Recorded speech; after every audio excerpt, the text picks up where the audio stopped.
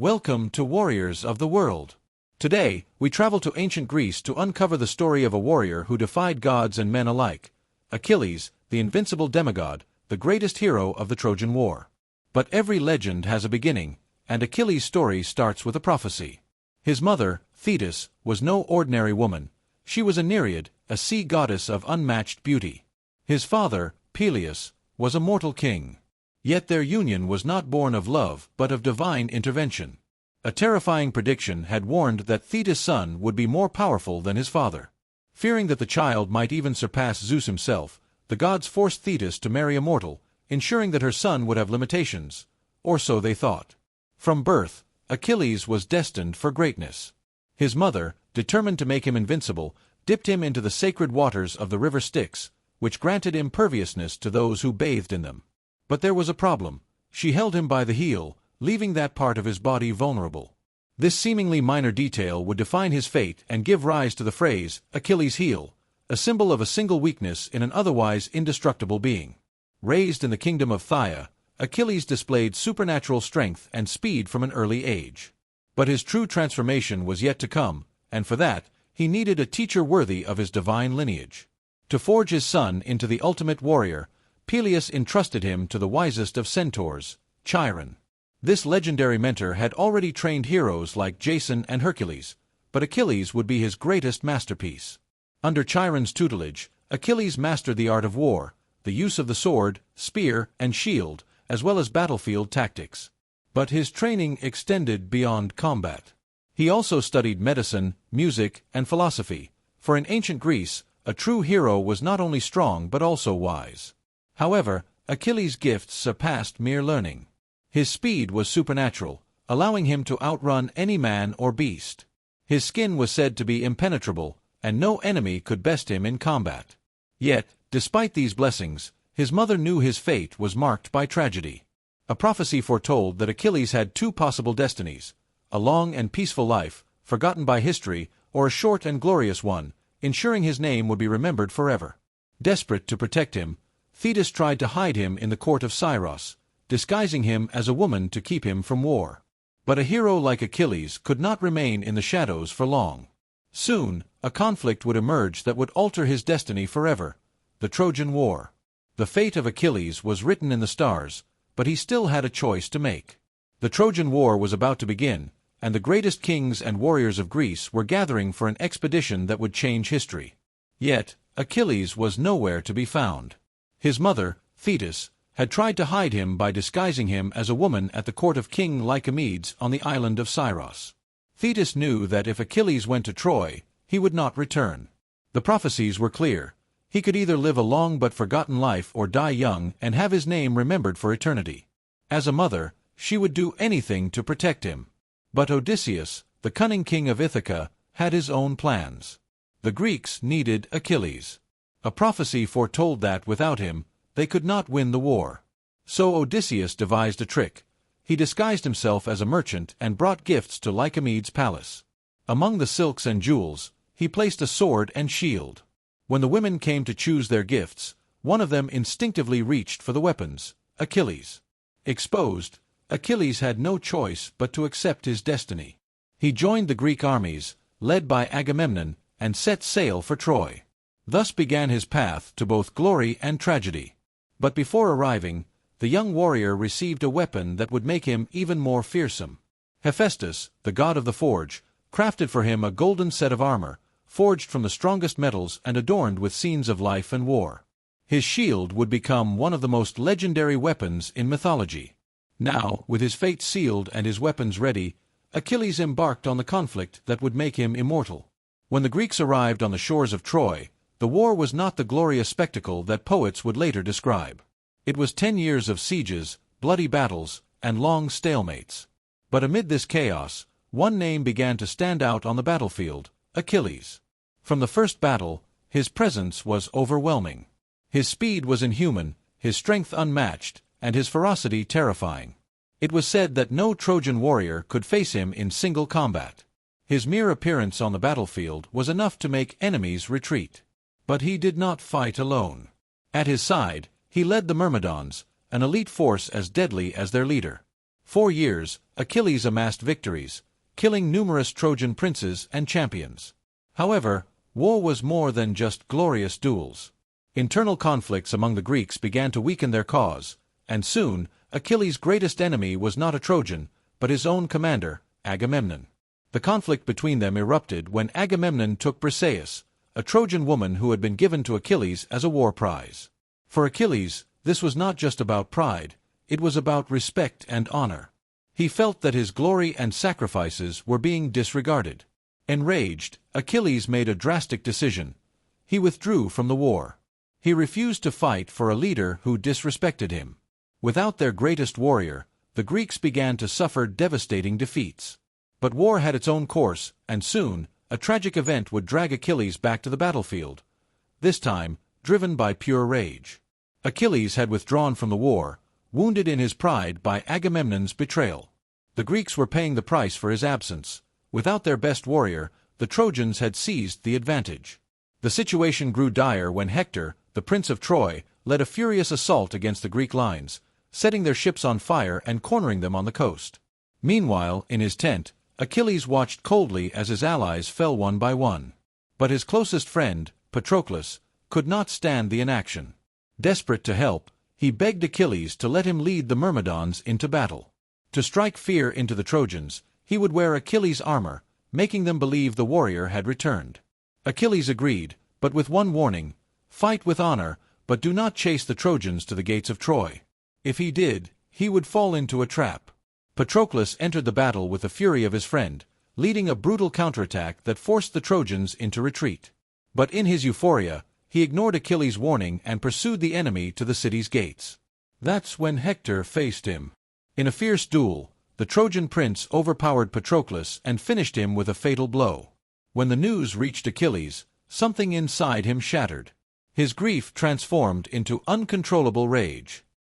He covered himself in dust as a sign of mourning and swore a vengeance so terrible that the Trojans would wish they had never been born. The Trojan War was no longer a conflict between kingdoms. It had become personal. Achilles' wrath was like an unstoppable wildfire. He no longer fought for the Greeks or for glory. He fought for revenge. When he returned to the battlefield, the Trojans felt fear in its purest form. It was as if Ares, the god of war, had descended to earth. Clad in his new armor forged by Hephaestus, shining with divine radiance, Achilles tore through the Trojan ranks with merciless precision. His spear pierced armor like paper, his speed was inhuman, and his fury was unstoppable. Soldiers tried to flee, but he hunted them down one by one. It was a massacre. But his true target remained, Hector, the slayer of Patroclus. Seeing Achilles return, the Trojan prince knew his fate was sealed. He could have fled, but he chose to stay and face his destiny like a true warrior. The next day, in front of the walls of Troy, Hector and Achilles stood face to face. The people of Troy watched from above, holding their breath. This was not just a duel, it was an event that would decide the fate of the war. The gods were divided. Some wished to help Hector, others favored Achilles. But the battle would be decided by men. The defining moment of the Trojan War had arrived. The sun blazed over Troy as two figures prepared for the most legendary duel in history. On one side, Hector, prince of Troy, defender of his people, the warrior who had pushed the Greeks to the brink of defeat. On the other, Achilles, the supreme warrior, the man born for glory, consumed by rage and thirst for vengeance. From the heights of Troy's walls, King Priam and Hector's family watched in anguish. On the battlefield, Greek and Trojan soldiers stood in silence. The air was heavy with tension. Hector, knowing he would likely not survive, took one last look at his city and his wife, Andromache. Then, he faced Achilles. For a moment, fear gripped him. He knew no warrior in the world was a match for the son of Thetis. He thought about running, but how could he, when his people depended on him?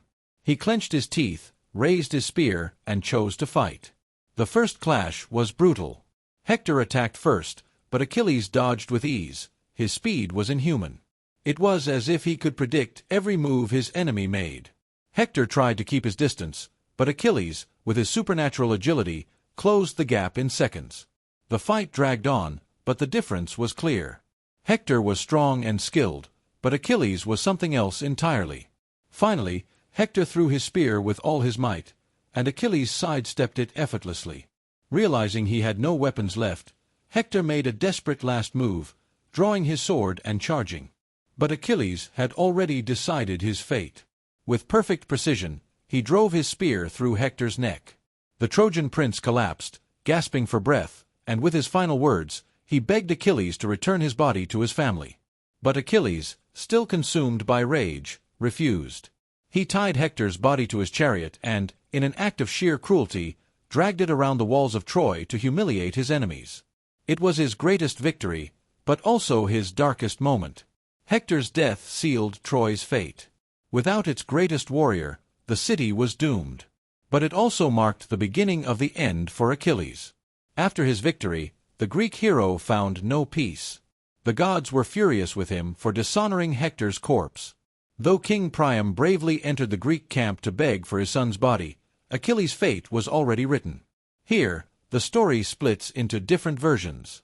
The most famous account says that Paris, Hector's brother, was the one who killed Achilles. But Paris was no warrior.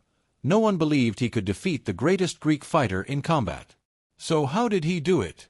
The key was Achilles' heel. Some say Apollo guided Paris' arrow to strike the hero's only vulnerable spot. The arrow pierced his heel, bringing him down. Others claim it was a trick, that Achilles was ambushed inside Apollo's temple. But one thing all versions agree on, his death was a turning point in the war. Without him, the Greeks lost their greatest weapon, but they also knew they could not leave Troy without fulfilling their mission. Achilles' body was taken to the Greek ships, and his funeral was one of the most grandiose in mythology. His mother, Thetis, mourned him from the sea, and some stories say she took him to a sacred island to live among the immortals. Others claim his spirit remained in Troy, guarding his glory for all eternity. And so fell Achilles, the greatest of warriors. Not defeated by an enemy's sword, but by the fate that had chased him since birth. The story of Achilles has endured for over 3,000 years, becoming an immortal symbol of bravery, strength, and tragedy. But beyond epic poetry and ancient Greek tales, was there really a man behind the myth? Did a warrior exist who inspired the legend? Historians have debated for centuries whether the Trojan War actually happened or if it was purely a mythical tale. However, archaeological excavations at Hisarlik, Turkey, believed to be the site of ancient Troy, have uncovered evidence of a great city destroyed by war around the 13th century BCE. This has led many experts to believe that while Homer's Iliad exaggerates the events, it may have been based on real history. If the war was real, then another question arises. Did a historical Achilles exist? Some believe he may have been a military leader of a Mycenaean tribe, a warrior whose combat prowess earned him unmatched fame.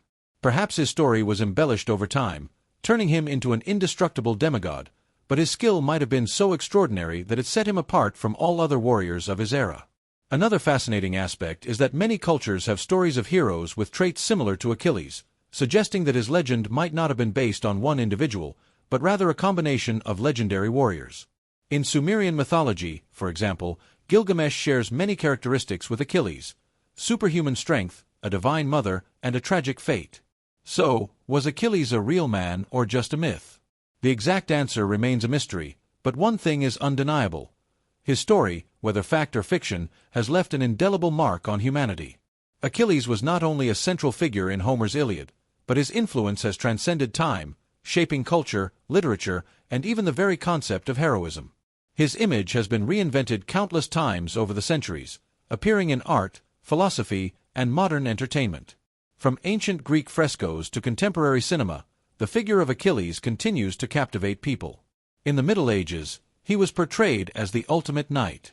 During the Renaissance, philosophers and writers studied him as a symbol of the struggle between fate and free will. In literature, his story has been retold and reimagined numerous times. From Homer's classic version to modern novels like Madeline Miller's The Song of Achilles, which explores his relationship with Patroclus from a more intimate and emotional perspective.